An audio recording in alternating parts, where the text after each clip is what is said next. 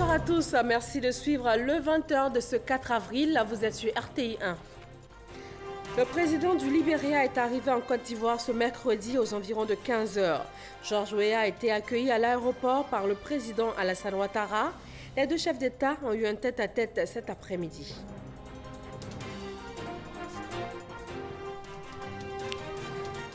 Conseil des ministres, ce jour, le gouvernement a autorisé le recrutement dérogatoire de 158 personnes en situation de handicap à la fonction publique. La mise en œuvre du contrat de désendettement et de développement a aussi été évaluée.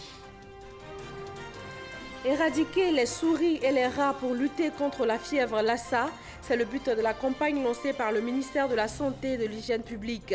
Premier point, le grand marché de la commune de Koumassi, où des pièges à souris ont été posés. Et puis en République centrafricaine, une vingtaine de civils, dont des femmes et des enfants, ont été retrouvés tués près d'une église à Tagbara, dans le centre du pays. Cette localité avait déjà connu de violents combats la semaine dernière. Merci de suivre RTI 1. Le président libérien George Weah est arrivé cet après-midi à Abidjan pour une visite de travail et d'amitié de 48 heures. Il a été accueilli à l'aéroport Félix Houphouët-Boigny par son homologue ivoirien, le président Alassane Ouattara. Vijanaïma. George Mané Weah, nouveau président démocratiquement élu du Libéria avec 61,5% des suffrages au second tour, est aux commandes de son pays depuis le 22 janvier 2018, date de son investiture. Cette première visite d'amitié et de travail qu'il effectue en Côte d'Ivoire 2 mois seulement après son installation au pouvoir peut être vue comme le signe de sa volonté de poursuivre dans la voie de bon voisinage entre son pays et la Côte d'Ivoire, tracée par les présidents Alassane Ouattara et Ellen Johnson Sirleaf. On peut penser aussi que le rapprochement entre la Côte d'Ivoire et le Libéria est en train de se consolider. Le 22 janvier dernier, lors de l'investiture du président George Weah à Monrovia, le chef de l'État ivoirien avait fait le déplacement. Ce mercredi, pour sa première visite en terre ivoirienne, le président Weah est arrivé à bord de l'avion présidentiel ivoirien qui a atterri à 15h37 sur le tarmac du pavillon présidentiel de l'aéroport international Félix Houphouët-Boigny de Port-Bouët. Au bas de l'échelle de coupé pour lui souhaiter l'aquaba en terre ivoirienne, le président de la République Alassane Ouattara était entouré du vice-président Daniel Kablan-Duncan, du premier ministre Amadou Bon Coulibaly, du ministre de la Défense Ahmed Bakayoko. Accueil suivi du protocole des honneurs militaires avec l'exécution des hymnes nationaux du Libéria et de la Côte d'Ivoire. Puis du passage en revue des troupes. Sur le tarmac, le président libérien a reçu aussi les salutations des membres du gouvernement ivoirien. La délégation qui accompagne le chef de l'État libérien devait, elle, être présentée au chef de l'État ivoirien à l'intérieur du pavillon présidentiel. L'aquaba des populations ivoiriennes au président George Weah lui a été donnée par la chefferie coutumière et les chefs religieux dans la cour du pavillon présidentiel. Le Libéria et la Côte d'Ivoire, 2 pays frontaliers, dont les peuples sont unis par des liens multiséculaires, même si, au cours de leur évolution, l'histoire les a séparés, en leur imposant 2 langues officielles différentes, français pour l'un, anglais pour l'autre. Présents également à l'accueil les Libériens vivant en Côte d'Ivoire. George Weah, ancienne gloire du football international, devenu président de la République du Libéria, est considéré comme une curiosité pour de nombreux jeunes qui avaient fait le déplacement à l'aéroport pour le voir et l'acclamer. Une visite qui présage la continuité de la belle amitié qui s'est instaurée entre la Côte d'Ivoire et le Libéria. Et au programme de cette visite au sommet de l'État, un tête-à-tête entre les 2 chefs de l'État. À l'ordre du jour, les intérêts communs de la Côte d'Ivoire et du Libéria. Chiram Kofi Aboula. Les présidentielles de la République de Côte d'Ivoire ce mercredi. Le tête-à-tête entre lui et le chef de l'État ivoirien peu de temps seulement après son arrivée à Abidjan pour une visite de travail et d'amitié de 48 heures sur le sol ivoirien. Entretien élargi à leurs 2 délégations.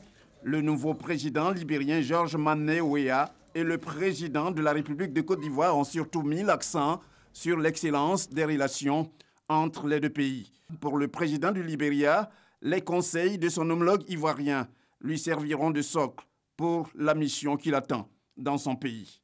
Aujourd'hui, tout le monde parle de la paix et grâce à vous, le conseil que tu m'as donné et le reste, aujourd'hui, on était dans une élection très difficile, mais on a écouté ces conseils. Aujourd'hui, on est au pouvoir. Tout on veut faire maintenant pour faire la coopération et pour faire marcher notre pays. Le président de la République, Alassane Ouattara, pour sa part, a indiqué qu'avec le président Georges Mané Weah, les relations entre le Libéria et la Côte d'Ivoire vont continuer à se renforcer. Son prédécesseur, Madame la présidente Ellen Johnson Sirleaf, a eu des relations de coopération très fortes avec le gouvernement ivoirien. Et moi, je suis confiant qu'avec lui, nous continuerons de renforcer cette coopération parce que c'est dans l'intérêt des deux États. La Côte d'Ivoire et le Libéria sont des pays frères et des peuples amis. Et nous avons vécu les mêmes affres. Bien sûr, les difficultés que le Libéria a connues il y a un peu plus de 25 ans. Et évidemment, les problèmes de la Côte d'Ivoire en 2010, à l'occasion de la crise post-électorale. Et à chaque fois, il y a des dizaines et des milliers de Libériens qui étaient venus en Côte d'Ivoire. Et récemment, donc, des dizaines de milliers d'Ivoiriens qui sont allés au Libéria et qui ont été bien accueillis. Donc, c'est l'occasion pour moi de dire au président à quel point nous apprécions l'hospitalité du peuple libérien. Il reste très peu d'Ivoiriens maintenant sur le territoire libérien et ceux qui y sont en réalité, c'est parce qu'ils s'y trouvent bien et bien évidemment ils sont les bienvenus pour retourner en Côte d'Ivoire, mais également le Libéria est leur pays, c'est ce que j'ai dit au président. Comme ici, nous continuons d'accueillir de nombreux Libériens sur le sol ivoirien. Et le président Alassane Ouattara d'ajouter en terminant que la Côte d'Ivoire est déterminée à apporter son soutien au Libéria dans les domaines où elle a fait beaucoup de progrès, notamment dans l'agriculture. Le successeur d'Ellen Johnson Sirleaf ambitionne de positionner son pays davantage sur la scène internationale. Le commentaire de Gabriel Zani. Il a prêté serment le 22 janvier dernier après être sorti vainqueur des urnes du deuxième tour de la présidentielle tenue au Libéria le 26 décembre 2017. Georges Weah à Abidjan, la capitale économique ivoirienne. Le palais présidentiel annonce une visite de travail et d'amitié dont le programme inclut un entretien des deux chefs d'État.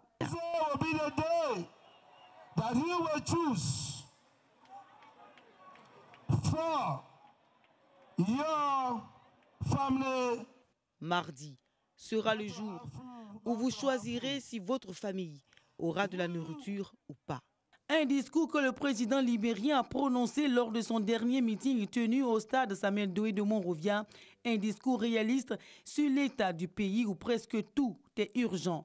Les infrastructures sanitaires, à peine réhabilitées après la guerre, ont été malmenées par Ebola. Après la santé, l'éducation est aussi urgente que l'est l'emploi des jeunes qui s'adonnent à des activités précaires dans les rues de Monrovia. Je gagne $2000 libériens par jour. Aujourd'hui, ça ne peut pas être pareil. Je fais les échanges, les transferts d'argent. Mais maintenant, tout est au ralenti. Il n'y a personne pour faire les affaires. Après plus de 2 mois passés à la tête du pays, Georges Weah, le président du Libéria, voit la nature de l'héritage qu'il a reçu. Il multiplie alors les rencontres avec les partenaires financiers au développement et les pays amis. Sa visite en Côte d'Ivoire s'inscrit dans cette dynamique. Au constat, le président libérien veut remettre le Libéria en selle après des décennies de crise qui ont plombé l'économie du pays. L'élection du 24e président du Libéria avait suscité beaucoup d'espoir. Lors de son investiture, Georges Weah s'était engagé à s'ouvrir sur l'extérieur. Réuni en Conseil des ministres aujourd'hui, le gouvernement ivoirien a autorisé le recrutement dérogatoire de 158 personnes en situation de handicap à la fonction publique, de même que la mise en place d'un régime de retraite complémentaire par capitalisation au profit des fonctionnaires et agents de l'État. Mahama Traoré et Awa Touré. En 2018, l'État compte investir plus de 577 milliards de francs CFA dans la santé. Mais les efforts pourraient s'accroître dans les 5 prochaines années avec l'adoption ce mercredi en Conseil des ministres du projet de loi portant orientation de la politique de santé publique. Ce document de réforme permettra concrètement de renforcer la gouvernance du secteur, d'améliorer l'offre et les performances du système de santé, qu'il soit public ou privé, ainsi que la qualité des prestations des services de santé, tout en conservant le caractère solidaire et impersonnel du système de santé dans notre pays. La santé est notamment l'un des secteurs pris en compte par le contrat de désendettement-développement signé en 2012 entre la Côte d'Ivoire et la France. Contrat visant à financer des projets de développement. Après 5 ans de mise en œuvre, un récent bilan dressé par les deux parties démontre que le C2D est une réussite. Au 31 décembre 2017, la Côte d'Ivoire a honoré toutes les échéances de remboursement de sa dette C2D. Ainsi, 708 milliards de francs CFA sur les 1151 milliards ont été remboursés et le taux de décaissement est aujourd'hui de 88,3%. Sur le plan des réalisations physiques, tous les projets du premier C2D sont à la phase d'exécution des opérations de terrain et sont achevés pour la plupart. Concernant le deuxième C2D, de nombreux projets d'envergure sont à la phase de lancement ou ont déjà démarré. Au total, donc, le bilan de la mise en œuvre des projets et programmes du C2D de 2012 à 2017 est globalement satisfaisant, avec plusieurs ouvrages importants réalisés, d'importants matériels et équipements ont été acquis et mis en service également au bénéfice des populations. Un troisième C2D est prévu en 2020. Pour 5 ans. Pour 2018, la fonction publique va recruter de façon dérogatoire 158 personnes en situation de handicap. Cela en vue de faciliter leur insertion socio-professionnelle. Ces futurs nouveaux travailleurs peuvent également se réjouir de la mise sur pied par le gouvernement d'un régime de retraite complémentaire par capitalisation au profit des fonctionnaires et agents de l'État. Ce régime va permettre d'améliorer le revenu des fonctionnaires au moment de leur départ à la retraite. Le reversement peut se faire par une rente viagère, donc qui est payée mois après mois aux fonctionnaires, ou par un capital qui est versé au moment du départ à la retraite à l'agent. Aussi, le Conseil a instruit le ministre en charge de la protection sociale et l'ensemble des ministres concernés à l'effet d'engager un dialogue social avec les partenaires sociaux en vue de définir de façon consensuelle les principales caractéristiques de ce régime de retraite complémentaire, ainsi que les conditions de sa mise en œuvre. Ce Conseil des ministres a aussi donné naissance à 2 organes, le Conseil national de la consommation et le Conseil national du tourisme. Le premier est chargé de défendre les intérêts des consommateurs et le second de promouvoir et développer le tourisme national. Le prochain Conseil des ministres, prévu le 11 avril prochain, se tiendra à Yamoussoukro, la capitale politique. Nous vous proposons une déclaration du secrétaire général de la présidence de la République sur le nouveau médiateur de la République. Communiqué de la présidence de la République. Le président de la République, son Excellence M. Alassane Ouattara, a procédé ce mercredi 4 avril 2018 à la signature d'un décret portant nomination du médiateur de la République. Ainsi, M. Adama Tungara est nommé médiateur de la République, fait à Abidjan le 4 avril 2018. Le Rassemblement des Républicains a rencontré ses tout premiers sénateurs. Le parti les a félicités pour leur élection le 24 mars dernier. Ces sénateurs RHDP proches du RDR ont été rejoints par 8 sénateurs élus sous la bannière indépendante. Abou Sanogo. Les sénateurs RHDP proches du RDR nouvellement élus, félicités par la haute direction du Rassemblement des Républicains pour avoir remporté les élections sénatoriales du 24 mars dernier. Ils font partie des tout premiers élus du Sénat, seconde chambre du Parlement. Sur les 66 sénateurs, nous avions 50 sénateurs élus RHDP et 16 sénateurs élus indépendants. Sur les 16 sénateurs indépendants, 8 ont décidé de revenir à la maison. Les sénateurs RHDP proches du RDR ont donc reçu les encouragements de la présidente du parti, Henriette Dagri Diabaté, qui avait à ses côtés le premier vice-président du Rassemblement des Républicains, Amadou Gon Coulibaly. Bravo à nous tous de prouver que notre volonté commune de remettre le parti en ordre de marche se concrétise avec des résultats qui sont tangibles. Ce qui nous rassure à l'heure d'aborder d'autres échéances électorales importantes. Par votre présence dans les régions, la démocratie locale va respirer. Et vous serez des relais importants pour expliquer l'action du président Alassane et l'action du gouvernement. Les représentants des collectivités locales ont salué l'initiative de la haute direction de leur parti. Nous allons faire le travail que le président Alassane veut, surtout le développement de la Côte d'Ivoire. Notre président Alassane a eu confiance en nous et il peut compter sur nous. Nous nous engageons à mériter la confiance que le président Ouattara a placée en nous. Notre mission à nous, c'est d'apporter des réponses et de faire comprendre à l'Ivoirien que nous sommes assez mûrs pour avoir un Sénat et que progressivement ils vont y adhérer. En ce qui nous concerne, il s'agira de faire en sorte que chacune des régions que nous représentons soit équitablement servi dans le cadre du développement. Nous étions des candidats indépendants, mais le parti, dans sa logique de travailler pour le futur, nous a ouvert les bras et nous nous sentons vraiment honorés. La présidente du RDR a félicité les femmes qui ont réussi à se faire élire au Sénat. Leur exemple, selon elle, doit inspirer et entraîner d'autres vocations. Santé avec cette campagne de prévention lancée par le ministère de la Santé et de l'Hygiène publique. Dans le viseur, la fièvre Lassa, une fièvre hémorragique foudroyante transmise par les rats et par les souris. Le grand marché de la commune de Koumassi, dans le sud d'Abidjan, est le point de départ d'une opération d'éradication de ces rongeurs. Ami Sissoko. Rats et souris du grand marché de Koumassi ont certainement eu vent de la mesure de dératisation enclenchée. Les pièges posés hier entre boutiques et étals n'ont attrapé que quelques rongeurs. Un bon début tout de même pour barrer la route aux rats et souris, vecteurs de la fièvre Lassa ou de la fièvre de Lassa. Au Nigeria, il y a eu déjà 1500 cas avec une centaine de décès, de même qu'au Libéria. Donc cette maladie menace la Côte d'Ivoire. Donc c'est ainsi que nous avons décidé de prévenir la maladie. Ça nécessite l'adhésion de tout le monde. Projection de film pour expliquer le mode de transmission de la fièvre Lassa et les signes de la maladie. Il y a la contamination à travers les excréments et les urines des souris et même le sang des souris. Et il y a la contamination à travers l'homme.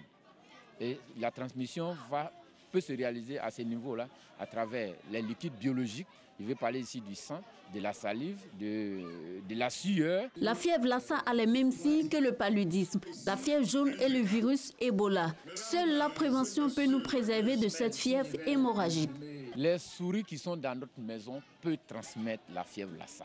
C'est de ranger tout ce qui est accessible aux souris et aux rats. Nos restes d'aliments, nos réserves d'aliments doivent être protégées. Les poubelles doivent être éloignées des maisons.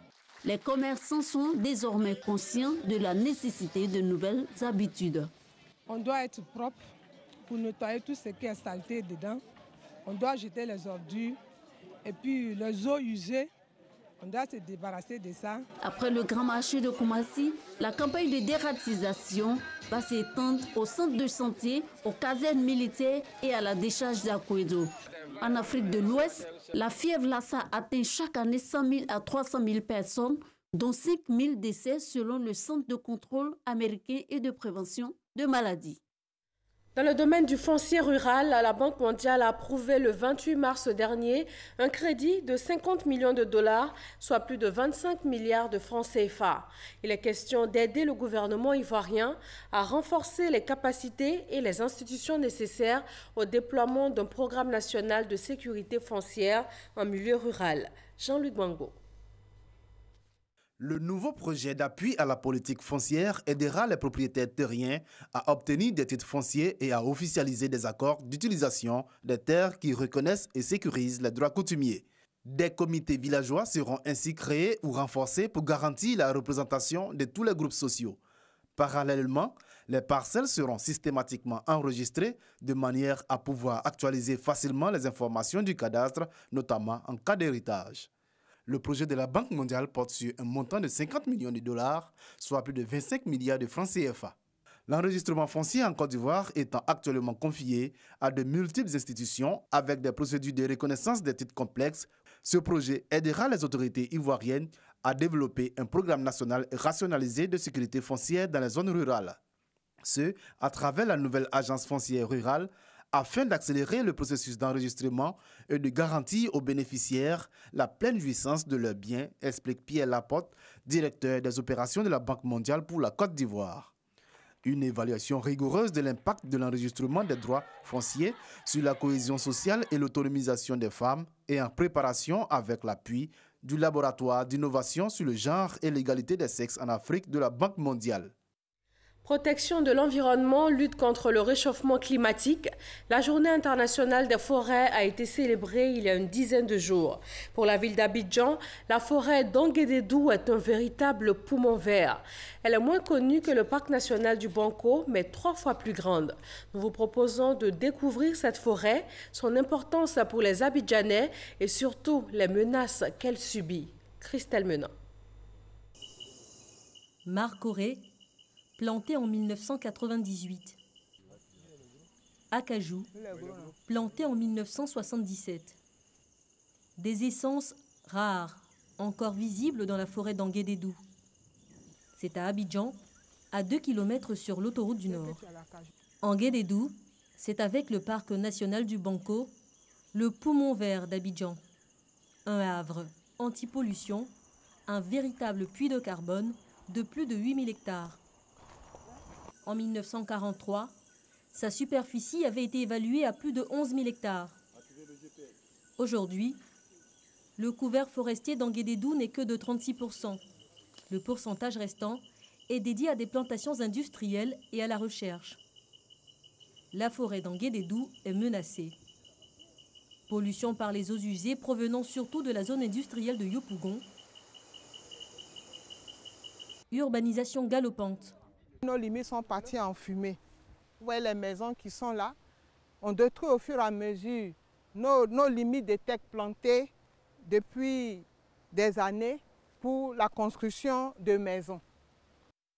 Menacer la forêt d'Anguédédou en la déboisant, c'est prendre le risque de manquer d'eau potable. Sous ces arbres, une importante nappe phréatique. 17 forages permettent d'alimenter en eau potable la zone d'Abidjan Nord. Pas d'arbres, pas d'ombre. Et sans ombre, la terre se dessèche plus rapidement et durcit, empêchant ainsi le forage de fonctionner normalement. On dit qu'il est ensablé. Pour protéger cette nappe phréatique et assurer la distribution d'eau potable à Abidjan Nord, il faut reboiser. Quand nous avons des surfaces qui sont dénudées, décapées, tout de suite, notre objectif, c'est de chercher à recouvrir le couvert de ce sol-là. En 2015, nous avons reçu des élèves d'une école. On leur a proposé la parcelle pour un reboisement. Après 3 ans, je crois, nous avons les arbres qui sont en train de se développer. Une étude de 2015 a recensé 186 espèces végétales dans la forêt d'Anguédédou.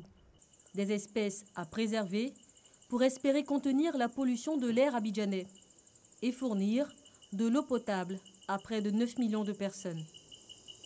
La lutte contre le réchauffement climatique passe aussi par des rencontres internationales.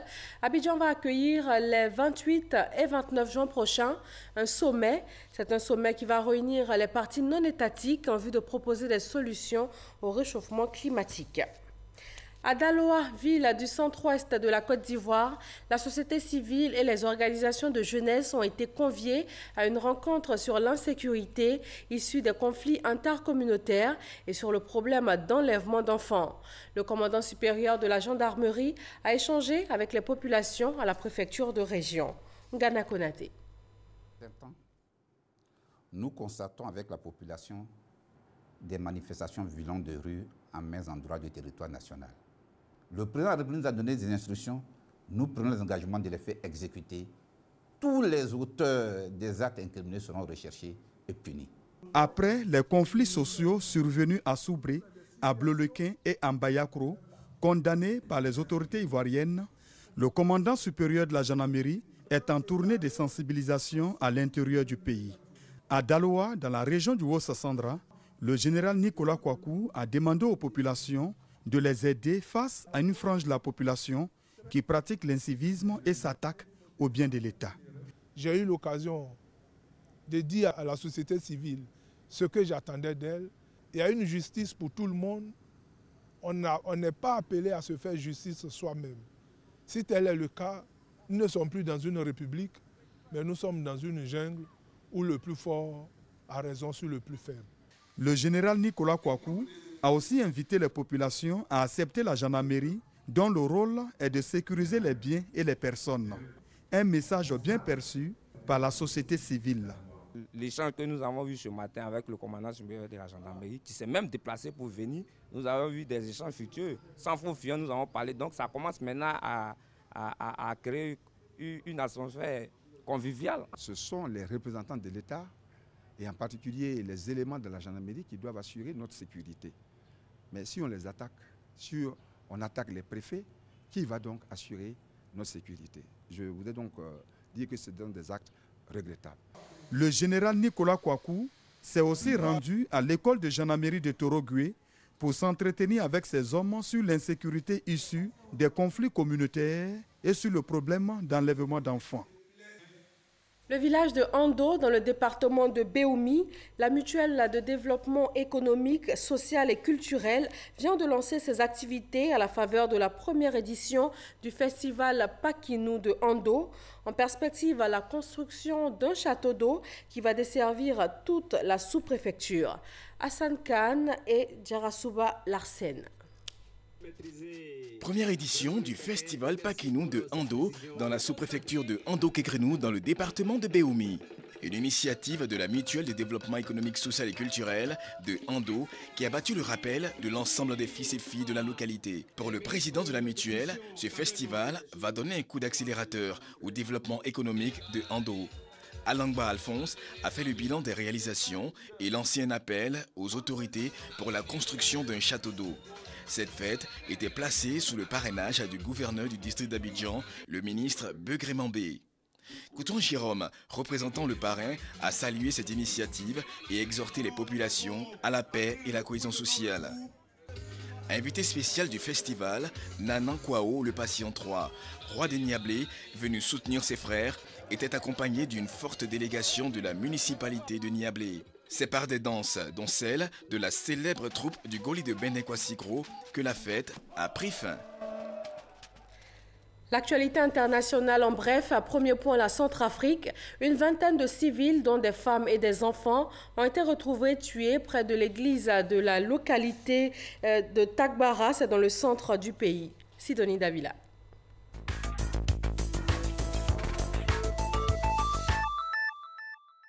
« 21 civils, dont des femmes et des enfants, ont été tués en Centrafrique. C'était au cours d'une attaque à Tagbara, dans le centre de la République centrafricaine. 11 autres soldats de la paix ont été blessés. Parallèlement, un casque bleu mauritanien a été tué. L'attaque a été violente pendant plusieurs heures. Les anti-Balaka ont cherché à prendre d'assaut une base temporaire de la MINUSCA, selon le porte-parole de la mission onusienne. Après des semaines de tractations entre majorité et opposition, Édouard Philippe, le Premier ministre français, a dévoilé les grandes lignes de la réforme des institutions lors d'une conférence de presse à Matignon. L'exécutif vise 2019 pour parachever cette réforme. Loin de faire l'unanimité, cette réforme prévoit notamment l'introduction d'une dose de 15% de proportionnelle aux législatives, une réduction de 30% du nombre des parlementaires et une limitation du nombre de mandats identiques et consécutifs.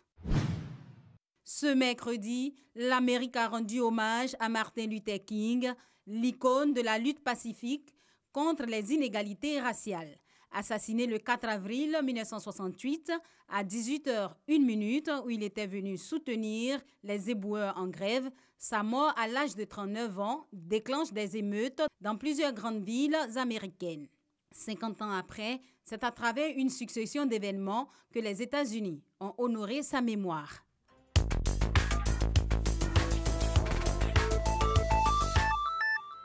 Et ces images de l'actualité dans le monde mettent fin à ce journal. Merci de nous avoir suivis. Très bonne fin de soirée à tous sur RTI 1.